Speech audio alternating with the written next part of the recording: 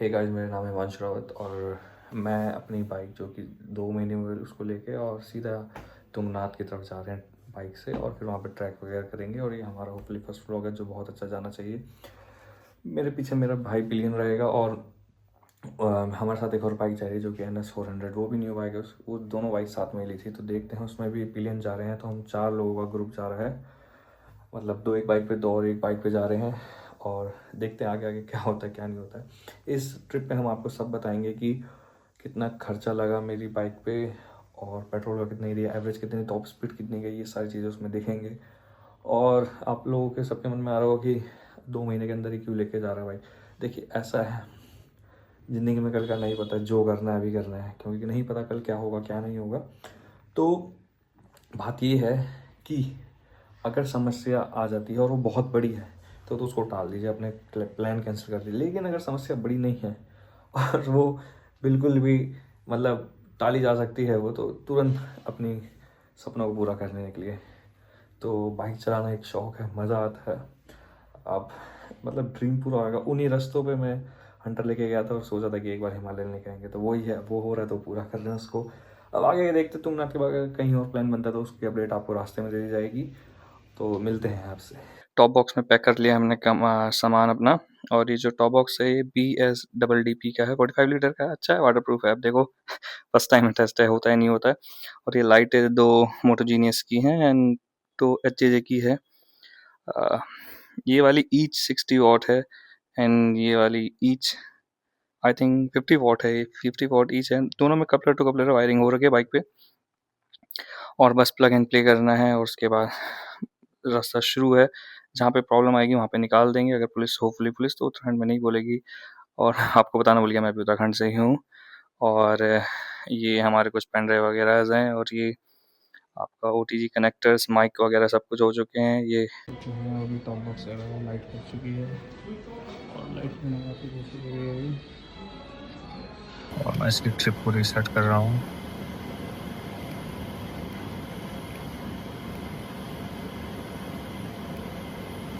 Trip 2 मैंने reset कर दिया है, जैसे कि आप देख पा रहे हैं ट्रिप 2 अब 0 है। तो भाई लोग को हमारा आज रूट का जो रास्ता रहेगा वो ऐसा रहेगा कि पहले हम दिल्ली से जाएंगे छोटा हरिद्वार, और हरिद्वार से लेफ्ट लेके सीधा नहर वाले रास्ते पे जाएंगे, जो हमें सीधा ले जाएगा रुड़की पे। रुड़की से फिर वो सीधा हाईवे पे जोड़ देगा और वहाँ से सीधा हरिद्वार होते हुए ऋषिकेश, और ऋषिकेश होते हुए सीधा फिर हम श्रीनगर और तुंगनाथ की तरफ जाएंगे। ये लाइट देख के समझ सकते हैं कि इसकी लाइट बिल्कुल काम नहीं है, इसलिए इस पर ऑक्सिलरी लाइट लगाई गई है, जिनका थ्रो सच में बहुत ज़्यादा अमेजिंग है, जो कि मैंने आपको स्टार्टिंग में दिखाई थी। और इनके बिना तो कोई मतलब ही नहीं बनता। पता नहीं कंपनी हिमालयन पे लाइट लगा के नहीं देती है, बट उसके बाद इसको आप क्रूज करो, ये बहुत प्यारी बाइक है। मतलब ये रुकेगी नहीं, इसका मन करता है इसको चलाते रहो चलाते रहो चलाते रहो, थकते ही नहीं है। इससे पहले हंटर भी सेम रोड पे ले गया था, लेकिन वो बात नहीं थी। इस पे तो जो मज़ा आ रहा था, 101 पे भी बिल्कुल भी वाइब्रेशन नहीं है। आप सच मानिए मेरी बात, जीरो वाइब्रेशन और जीरो नॉइस। और रात को जो मज़ा आ रहा था, इस रोड पे बहुत सारे जानवर हैं, बहुत सारे। अब ये आप जैसे कि उत्तराखंड रोडवेज देख के समझ पा रहे होंगे कि हम उत्तराखंड में एंटर कर चुके हैं। और ये है आपका ऋषिकेश। हरिद्वार पीछे रह गया है और ऋषिकेश में चलते चलते हम आगे जा रहे हैं। यहाँ की गलियाँ, यहाँ के बाजार, सब कुछ बढ़िया है इधर। ये जो नज़ारे हैं, हसीन नज़ारे, देवभूमि उत्तराखंड और योग नगरी ऋषिकेश में आपका स्वागत है। बहुत प्यारा लग रहा है। तो जी हाँ, हम ऋषिकेश में ही हैं और यहाँ की गलियाँ रात को किसी भी तरह की कोई समस्या नहीं है। यहाँ पे जीरो समस्या, कुछ भी नहीं, बस चलते रहो चलते रहो। और ये जो हवा थी यहाँ से ठंडी शुरू हो चुकी थी, बहुत अच्छी लग रही थी। जो कि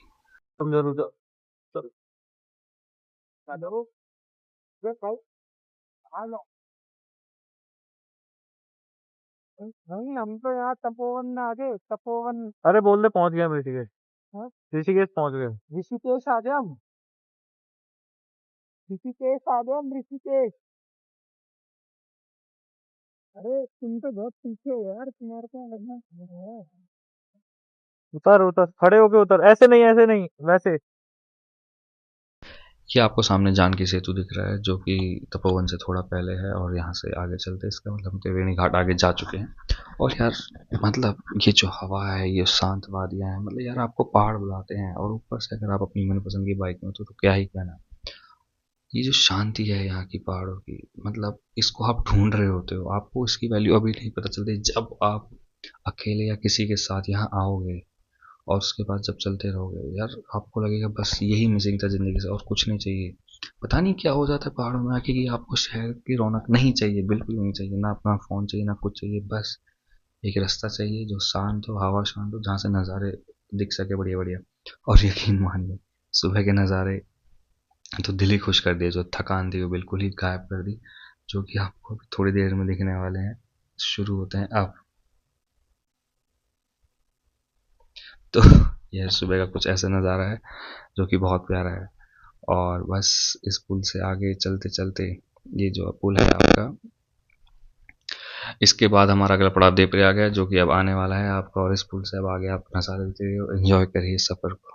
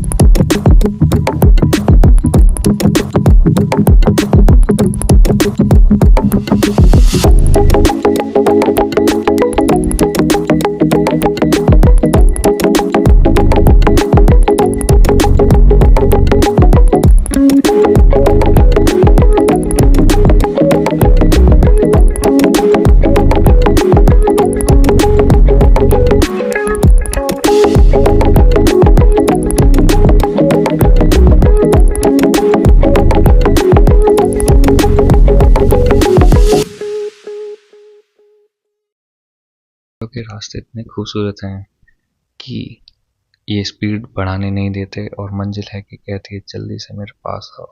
तो इस चीज़ में इंसान घूम जाता है। लेकिन ये जो रास्ते हैं आपको थकने नहीं देते बिल्कुल भी। ना आपको भूख लगती है ना आपको प्यास लगती है, बस चलते रहो चलते रहो चलते रहो। अगर आप अकेले हैं और पहाड़ आ रहे हैं तो इनसे बढ़िया कोई जगह हो ही नहीं सकती। और मेरी मानिए, अगर आप पहली बार कहीं घूमना चाहते हैं और सोलो ट्रैवलर हैं तो पहले आप पहाड़ पे आना चाहिए, ताकि जो आपका एक्सपीरियंस है वो अच्छे से बने और अच्छा रहे हमेशा। और पता नहीं चलते चलते चलते चलते कब हम देवप्रयाग आ गए और हमें पता ही नहीं चला। ऋषिकेश से देवप्रयाग की दूरी 1.5-2 घंटे किलोमीटर है। और जैसे ही आप यहाँ पे पहुँचेंगे आपको बढ़िया लगेगा। जैसा कि आपको पता है, प्रयाग का मतलब होता है वह जगह जहाँ पे दो नदियों का संगम होता है। तो देवप्रयाग में ही माँ गंगा को उसका नाम मिलता है। और ये जो देवप्रयाग नदी है या देवप्रयाग जो संगम है, यहाँ पे भागीरथी और अलकनंदा का संगम होता है। इसके बाद यहाँ से ये दो नदियाँ माँ गंगा के नाम से कहलाती हैं। ये जो साइड में आपको दिख रहा है यही है देवप्रयाग, जो कि एक बहुत बड़ा शहर बन चुका है। ऋषिकेश के बाद आपको शिवपुरी में पेट्रोल पंप मिलेगा और उसके बाद आपको सीधा देवप्रयाग में मिलेगा। और देवप्रयाग में पेट्रोल पंप की कोई कमी नहीं है। और यहीं से एक रोड नीचे की तरफ जाती है और एक ऊपर चंबा की तरफ भी यहीं से एक रोड जाती है। अभी हम और आगे जाएंगे और आगे हमें फिर से एक संगम दिखेगा जो कि बहुत बढ़िया जगह है। जैसे ही अभी हम संगम में पहुंचेंगे आपको भगवान के दर्शन कर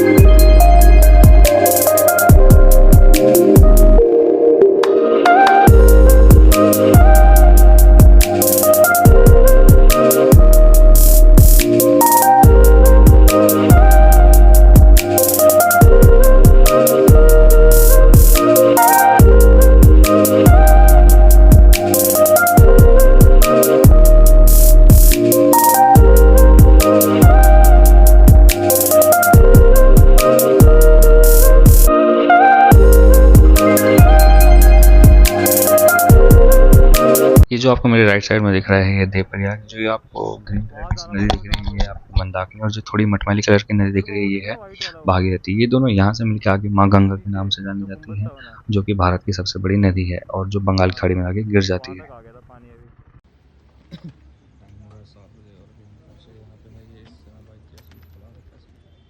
चैन तो नहीं खोल दी यार, चैन खोल दी तूने। अबे मैं तो चैन खोल ही नहीं रहा, खुल कैसे जा रही है? किधर है चैन?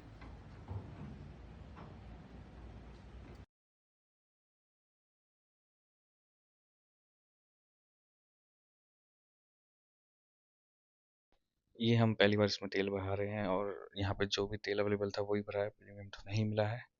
बट बाइक पहाड़ों में माइलेज अच्छा दे रही, पता नहीं क्यों दे रही थी शायद इसका भी दिल्ली में पोल्यूशन से गला जाम हो गया था, लेकिन यहाँ पे ठीक चल रही थी और बहुत बढ़िया चल रही थी। अब श्रीनगर से आगे देवप्रयाग में हमने तेल भरा है और यहाँ से आगे का जो अगला पड़ाव है वो है आपका श्रीनगर। श्रीनगर जैसा कि आपको पता होगा बहुत खूबसूरत टाउन है, वैली में बसा है, वो घाटी में है और श्रीनगर में डैम भी है, बहुत ज़्यादा बसा हुआ है, उसका खुद का कॉलेज है। तो चलिए बढ़ते हैं श्रीनगर की तरफ बाइक को स्टार्ट करके।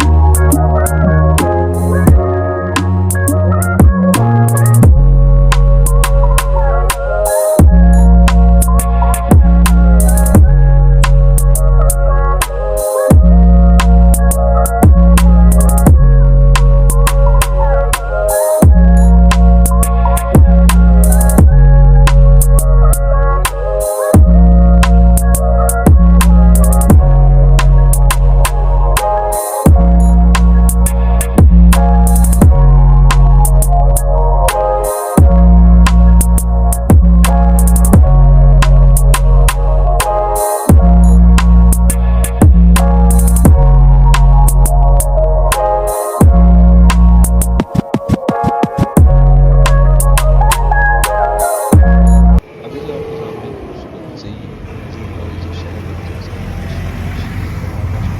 और श्रीनगर नाम जम्मू कश्मीर में बहुत बड़ा, बहुत ही ज़्यादा खूबसूरत आप यहाँ पे देखेंगे। श्रीनगर के बाद हमें थोड़ा सा पानी दिखा था तो और फिर क्या, बस चले अपनी थकान मिटाने। हमने थोड़ी देर तक इस पानी में पैर डाला और मानो थकान सारी गायब हो गई, भूख प्यास सब गायब हुई, क्योंकि अब मंजिल ज़्यादा दूर नहीं थी, हालांकि इतनी भी पास नहीं थी। तो मुंह पे पानी डाला और चल पड़े अपने अगले की यात्रा की तरफ। लेकिन अगली यात्रा में जो मंजिल थी यहाँ से वो थोड़ी ख़राब होनी चालू हो गई थी। सामने से ट्रक आ रहा था तो उसको पहले जाने दिया, उसका वेट करते रहे, क्योंकि पहाड़ों का नियम है भारी वाहन और चढ़ाई से उतरते हुए वाहनों को पहले आगे आने दिया जाए। तो जैसे ये ट्रक यहाँ से पास होगा उसके बाद हम आज आगे जाएंगे, फिर और गाड़ी आगे गाड़ी पे रुके। लेकिन फिर मेरे को याद आया हमारे पास तो हिमालयन है और इसकी टेस्टिंग तो ऐसी रोडों पे होगी। तो जैसे ही मेरे को याद आया मैंने बाइक स्टार्ट करी और आगे बढ़ पड़े, और यकीन मानिए इतनी पावरफुल बाइक है ये, बिना पावर मोड पे भी, मतलब इको मोड में भी बहुत प्यारा परफॉर्मेंस दे रही थी, बहुत ज़्यादा। इसके लिए कुछ है ही नहीं है, और रॉयल इनफील्ड वालों को देख के तो मेरे को हैरानी होती। वो जा रही बद्रीनाथ वाली रोड, बद्रीनाथ वाली रोड जा रही है। बद्रीनाथ और केदारनाथ में 8 घंटे का अंतर है रास्ते का। वो रोड धंसने वाली है। ओहो क्या खतरनाक रोड हो रखी है।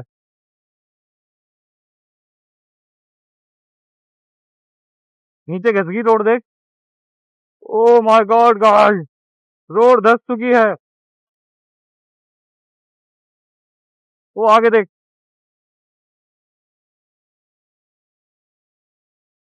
अबे वो बद्रीनाथ वाले में तो नहीं चले गए हो?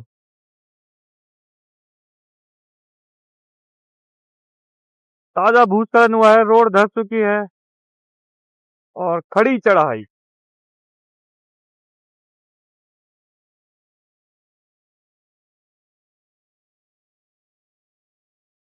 हिमालयन अपने नाम को भरपूर इस्तेमाल करते हुए, एक तरफ हाई और एक तरफ अच्छे अच्छे व्यूज है। ओ तेरी, अपने नाम का भरपूर उपयोग करते और अब इन घरों को देखिए। आहा, रही थी। शहरों में तो ये बड़ी जल्दी गर्म हो जाती है, लेकिन यहाँ पे इस पे हीट की कोई फर्क ही नहीं पड़ रही थी। इंजन हीट नहीं हो रहा था और क्या चल रही थी, चाहे चढ़ाई हो चाहे ढलान, ब्रेक भी बिल्कुल ऑसम वर्क कर रहे थे। इसके कोई समस्या नहीं हो रही थी। मतलब क्या बना दी है। कभी कभी तो इसको चलाने के बाद लगता है कि यार ये सच में आरई वालों ने बनाई है। आरई वालों ने इस बार बहुत बढ़िया काम करा है हिमालयन 450 में। और इसको पहले जब मैं हंटर लेके आया था तो मैंने उस दिन सोच लिया था कुछ हो ना हो दूसरी बाइक तो इस रोड पे लेके आनी है, और दूसरी बाइक हिमालयन वाली। तो वही हुआ और आज मैं अपना सपना पूरा कर रहा हूँ भगवान की कृपा से, अपने माता पिता की कृपा से। और जो सामने आपको जो आप टनल दिख रही है, टनल सीधा बद्रीनाथ का रास्ता 2 घंटे कम कर देती है, लेकिन किसी कारण ये आज बंद थी। और हम सीधा जाएंगे तो बद्रीनाथ आएगा और लेफ्ट जाएंगे तो केदारनाथ, और फिर एक और सीधा रास्ता कट जाता है चोपटा के लिए, तो हम सीधा आगे की तरफ। अगला पड़ाव अगस्त मुनि से आगे जाके एक पुल आ जाता है जो कि आपको सामने दिख रहा होगा। यहाँ से अगर आप लेफ्ट मुड़ेंगे तो आप सीधा केदारनाथ की तरफ चले जाएंगे, और सीधा जाएंगे तो चोपटा की तरफ चले जाएंगे। और चोपटा वाला ये रास्ता आगे आपका मदमहेश्वर, रुद्रनाथ, इन सभी जगहों पर जाता है। मतलब सभी 5 केदारों में यही रास्ता जाता है। तो हम सीधा आगे बढ़ चुके हैं। रोड ठीक है, लेकिन ठंड बढ़ चुकी है। इस रास्ते पे धीरे धीरे आगे जाएंगे।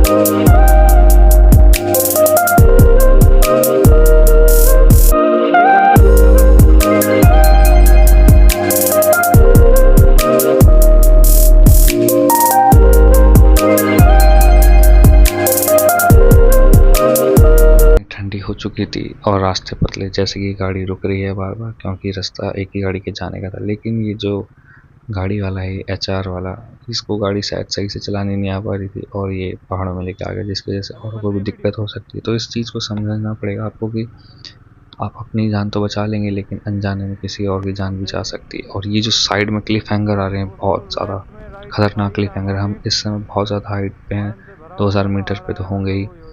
और ये इतने ज़्यादा क्लिफ हैंगर है कि इनकी तरफ ध्यान नहीं देना पड़ेगा।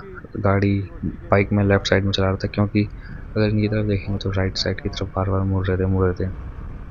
ये देखिए आप, कितनी गाड़ी लेफ़्ट में कर दे रहा था और बीच रोड पे चला रहा है गाड़ी। इसको मैंने इतनी बार हॉर्न दिए, लेकिन फिर भी इसने नहीं सुना, नहीं माना। और ये जो चोपटा से तुंगनाथ तक का रास्ता है, ये पतला भी है और सर्दियों में इस पर पाला भी पड़ता है। तो और जानवर तो है ही यहाँ पे। तो अगर आप 2 या 2 से ज़्यादा बाइक हैं, 4-5 बाइक हैं बस, तो ही आप इस रास्ते पे रात को आइएगा, वरना बिल्कुल मत आइएगा। और अगर आपके पास फॉग लाइट या ऑक्सिलरी लाइट नहीं है तो फिर तो बिल्कुल भी मत आइएगा। रोड तो उतनी ख़राब नहीं है, ऐसे बीच बीच में जैसे आप ही देख रहे हैं कभी कभी आ जाएंगे, बट उसकी चिंता मत करिएगा। लेकिन रात को सफ़र ना ही करे तो ही अच्छा है इस रास्ते पे। हाँ, वो जो 4 धाम वाली रोड है जहाँ से ऊपर चोपटा के लिए कट गया था, वहाँ तक आप कितने भी बजे जाए कोई प्रॉब्लम नहीं, बट इस पर मत आइएगा।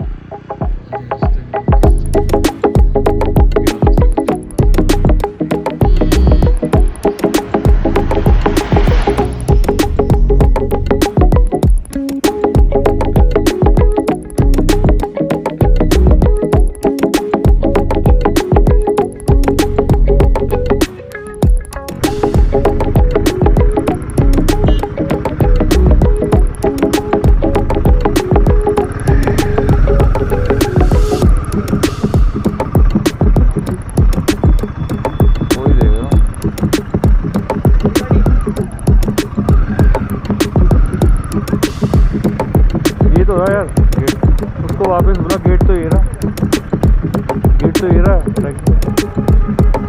हाँ उसको कॉल कर।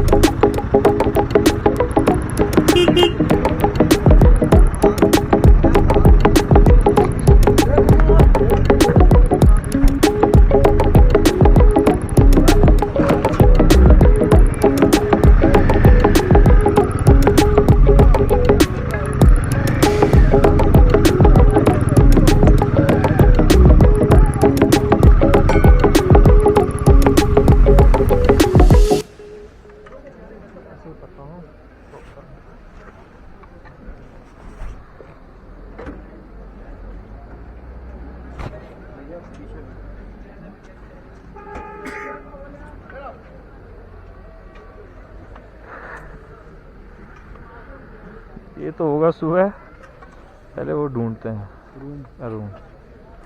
वो लिखा वो होटल अनुकंपा। ये चाय वाले वाले भी तो देते होंगे होटल। हाँ भाई होटल वगैरह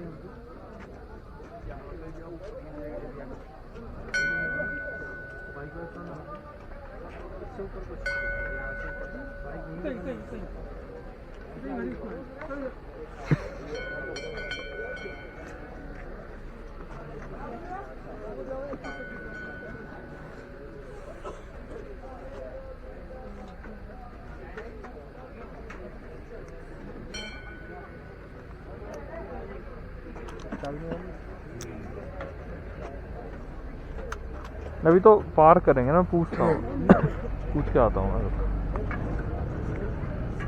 देख लो यहीं से जाना कल।